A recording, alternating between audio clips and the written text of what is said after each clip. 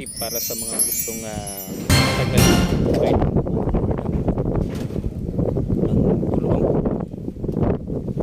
Wag na wag kayo maglalagay ng ganito na screen na kinakalawang kasi yan, mahawa yan sa bubong, kakalawangin yung mga long span. Opo, aluminum ang ilagay or kung may stainless mas okay.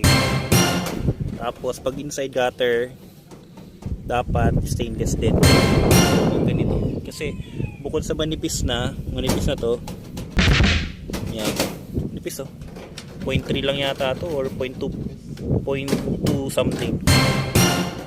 Ayan, ang problema ka lalo pag may ceiling yung bubong yung bahay, isirain yan yung una yung ceiling mo, dalawa electrical, pintura, walls, pintura nasisira.